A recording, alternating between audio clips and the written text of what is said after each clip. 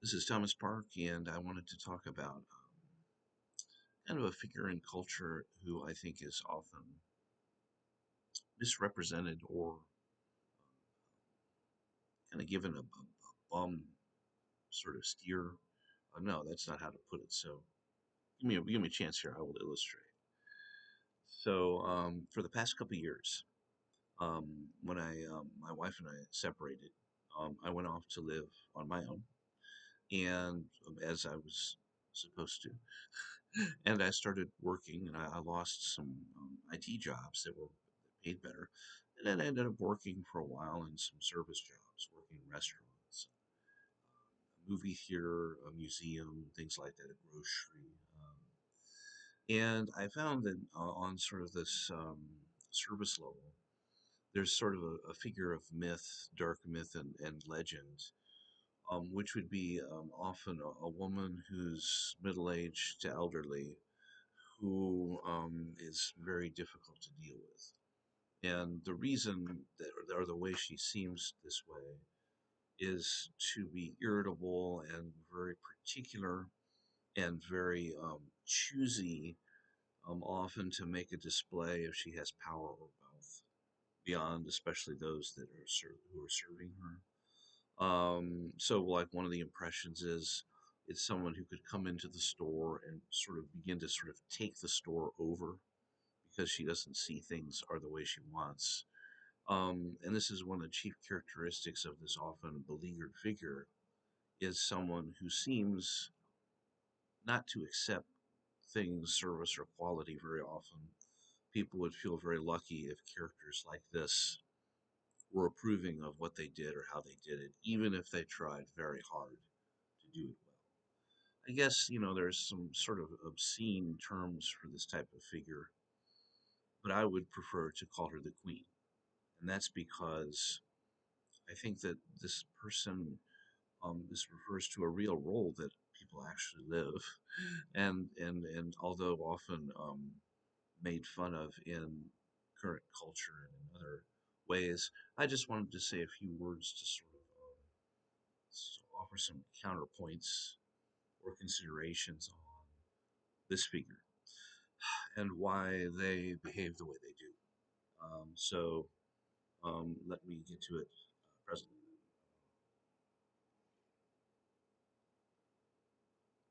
Um, so a little quick history, just to brush over.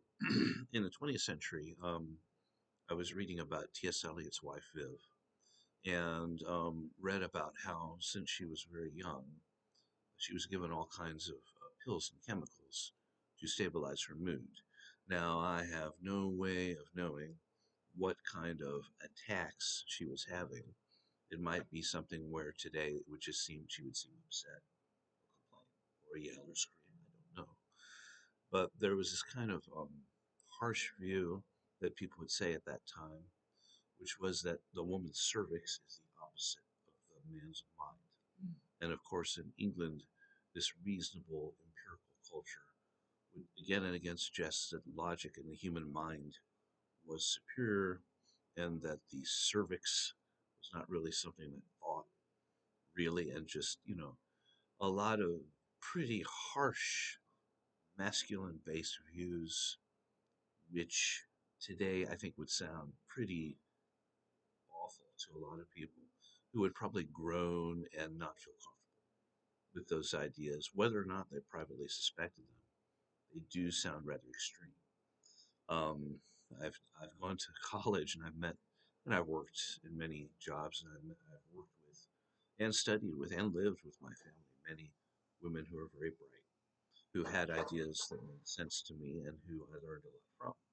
But even to say that would not really fit this rigorous idea of my mind is always right and their thinking is impossible, because it doesn't seem to certain people that I should believe that women can have ideas that are helpful. And these are people who are often very rooted in a patriarchal tradition, which has to have this sort of role of the male is played as assertive and patriarchal. But I'm getting off track here.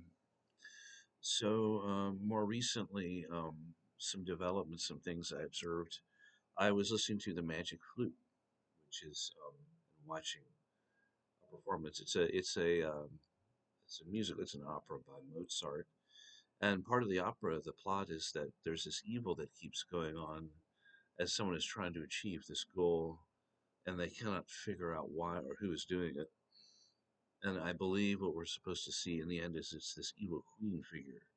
And as portrayed in the musical, she seemed very angry, very powerful, and wanting to control everything, and just seemed very bitter and unhappy. I just want to take a few moments just to consider why that might be, that the queen figure could appear this way. Having been married for a while myself, my wife would often complain, and I would certainly agree, that the standards of what is focused on in our culture are often it's a youth culture. A lot of the business is done for kids, for example, entertainment, music. A lot of the new stuff is written by young people. It's for young people, at least at first. And movies are often directed toward or include a youth culture. And also, we've seen these beauty standards, and they seem to suggest women who are impossibly fit and perfect. And as people age, it's very natural that it's more and more difficult to hold a youthful figure. It's just something that happens to men and women. But for some reason, women particularly seem to be expected to have this sort of Barbie doll figure at 50 or 60 or so on. And my grandmother, who I loved very much, had huge hang-ups about her figure, and she had a little extra uh, waist, I suppose, waist material. I mean, WAIST around her belly. I remember in her 80s, it was looking very normal for someone in their 80s to have just a little extra around the middle. And everyone would say, Mimi, you're supposed to have that. That's very normal for someone your age to have. But she would somehow not believe it and go back to this beauty standard of this sort of tight and perfect figure that is very difficult to keep, and at a certain point is probably impossible to keep. And similar to me, as I again and again I try to remind my wife she was beautiful to me, and others would say this to her. She found it hard to accept, given all the posters and images of these perfectly shaped women and this very particular beauty standard that's been often used and referred to in America since I've been born, anyway. So this figure, the queen, reaches a point in her life when she cannot easily maintain this perfect Barbie doll figure, or possibly cannot. It's a bit like this. There's a little bit of a comedy sketch where a comedian, oh gosh, she's blonde, Amy something. It'll come back to me. She's very funny. Was talking to some very beautiful actresses who were in their 40s, and they were pointing out how they were not allowed to play the romantic leads anymore, the female leads, and the reason was they were too old. Of course, all three of them were very attractive still, but in Hollywood, you're supposed to be like this perfect Barbie doll in appearance, or you don't get the role. It seems pretty clear that that's something they refer back to. And so, again, we look back at this sort of the queen figure is having some changes in her body where she cannot have a child safely, probably, or in a healthy way necessarily. She might be able to, but as we go on in years, it becomes kind of a point where if she tries to have a child, then that could be a health risk to her. I believe that many women have this goal of having a child, and it's something that women tend to really carry and often value, not always, but often value highly. And either to not have a child or to be told at a certain point they can't have any more children is accompanied this whole process through menopause with some pretty scary existentially phenomena like these roller coaster emotional sensations, the loss of figure, maybe some things like hot flashes, which sounds kind of silly, but I don't imagine they're very pleasant to be sitting there and suddenly have this sort of loss of control.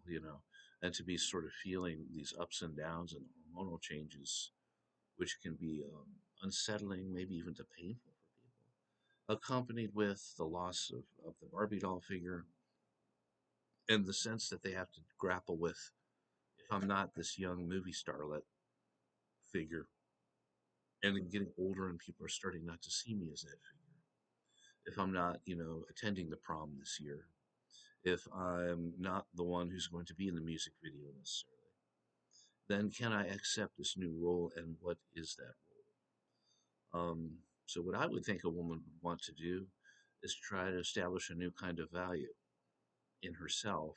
It would be very natural to say, well, what am I worth now anyway? Through it all, I would hope that a woman as a human being would continue to love herself and value herself with a healthy proportion. And I would hope that others would value her too. But in this sort of glamour based sort of model of our culture, if you buy into that, everything she sees and much that she reads leads back to this point. She is no longer the hot model of the day. She's too old for that.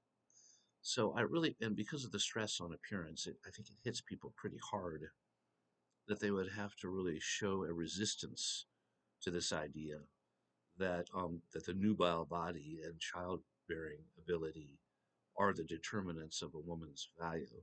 I would say those are rather one role a woman could play, and one possible attribute a woman could have. But it really isn't true that that's all life is about, and I think men don't always help. These women, I call this queen figure, really is a woman who's beyond her 40s, maybe, and because people who live beyond 40 they have a life to lead to. And it seems very remiss of our culture to be so shadowy about this role and all these people, women who have to, well, who would want to keep living beyond 40 and have a decent life. Their life doesn't end. They want to keep living and they want to have a good life like anyone. If they try to reclaim value by playing more of a leader or matriarchal role, that could be good. That could help. But I think sometimes when women are present in public and they try to assume this powerful role or matriarchal roles, there's this collision that tends to happen. One of them is with sometimes the workers or the labor who maybe are not as prosperous, where the woman has had maybe a more prosperous existence and wants to assert that her standards are high because it reflects back on her. How will she appear to have esteem? How will she appear to have a leadership role in culture? To ask for better is one way, to demand better is another. But unfortunately, it's easy for, in this sort of tough survivalist service culture, for people to really get sort of angry and resistant to women who have high standards and who can be difficult. And there are actually functional challenges where a business might be very busy. And of course, the queen has to come up and give them a hard time. She doesn't want to sit at this table, she wants that one. Well, you have to make your choices in life. And I think it's better to sit back for a moment and consider that if someone is being like that, it's not necessarily aimed at another person personally. And it probably has to do with this question of how she wants to be perceived. Is she a woman of value and culture? Then how is she going to express that other than to request or exhibit some preference for things to seem better aesthetically or in some way? I'm not saying that doesn't annoy people, but it does sort of trace a believable motivation, I think, to who people could really be. Another thing is sort of I've spent some time with women who are wealthy in my life sometimes. And usually the trait, they're often very funny and they're just like anyone else in many ways, but they do often presume certain advantages that either they may have forgotten not everyone has, or just don't feel like they don't have to apologize for, and maybe they don't. Because again, people want to feel valued and worthwhile. And so much of our culture is either saying she's out of date, she's no longer the romantic lead, she can't have a baby, and now she's going to be all difficult. Well, again, what would you think someone would do in her position? Where there's sort of a cultural void, where this woman seems to simply disappear into a home somewhere, where she quietly reads a book or magazine and has not much to say or do. I like this idea we have that women can work and that they can work as long as they like. I think that could be helpful to some women who prefer to do it. And of course, I believe in equal pay for equal work too, because I don't understand the logic otherwise at all. But before becoming crabby or targeting this figure as someone who just doesn't understand things, I just think people should take a moment to be empathetic about how it feels to go through these things and come out the other side in this sort of shadow of where the spotlight isn't anymore. Whether there's this urge to come back into the spotlight is where this sort of queen figure becomes oppressive, maybe, or difficult. Um, in Brian Eno's song, forgive me for saying this, it's called well, I think it's called The Lady of Limburg. I think it's called The Fat Lady of Limburg. It's really rather an offensive title. There was a quick story I'll tell, and then I'll be through. He was out touring with Roxy Music, and he tended to bring a lot of groupies, female groupies, back to be intimate with. And in this case, Brian Eno had brought a young woman back to a hotel room and was in a hotel room and was being intimate with her. And the clash of values was it was very loud, and it was in a hotel with all kinds of people around. And so the villainess is, of course, the fat lady of Limburg. Another woman staying in the hotel comes and complains to the concierge and must have escalated, perhaps even bringing the police in because of Brian Eno's lovemaking being too loud. That there really is a bit of a conflict there, but of course, in rock and roll, we all side with Eno. It's hard not to. Yet, to think of it really, if I was trying to sleep and I heard all this screaming and sexual activity in the hotel, I might be tempted to call the concierge too. As soon as the lady of Limburg, I guess is who he calls her, takes things into her own hands and really hits hard against the noise, she kind of makes this little conflict escalate to a sort of a war over freedom, and also he does the same in writing the song. But the assumption is the song is you're going to understand that the lady is just unable to understand the gritty realities, like what is intimacy really? How could you say you would never find that anywhere? But there is just a little bit of a haze of question when you think about, some guy totally stoned after having played his concert, coming back and having, huge screams and yells and God knows what, Brian, going on. There is a point to be made by the Lady of Limburg when we think about everyday life and how that might affect someone trying to sleep at the hotel. I know all the fans in the world are going to throw darts at me, but it's an interesting question. There is a little bit of that other side to it, I think. That the Queen is really not so different from other people, but is someone who has to establish a sense of identity and value and power, but has to work with what she has. And this culture does not provide very much, I think, for a person other than possessions and power and money to reflect status. And perhaps this carries over into the academic world where sort of queen figure would be very particular, maybe, or specific, whereas other figures may not be as stringent through the same reason and logic and role playing, which is necessary in a way because there has to be some place for women of this age to exist and appear in public and be somebody. So, you can have what view you want. I know this is an old chopping post point all the way up and down culture. But I'm somebody, I lived a few years with my sister and mother, and I really came to appreciate how they thought, even though I couldn't always agree with it. And others that I've run across at college and in the world, women who've been very influential and thought provoking. So let's consider when we run across a queen figure what motivates her. Maybe that'll give us a little insight into how to respond and not to escalate her or make some help her make a federal case to remind her she has value. She has a place in society, even though she's not nubile or may not be, even though she cannot necessarily have a child. There are other things a woman can do in this world which we should be able to accept and have some value attributed to.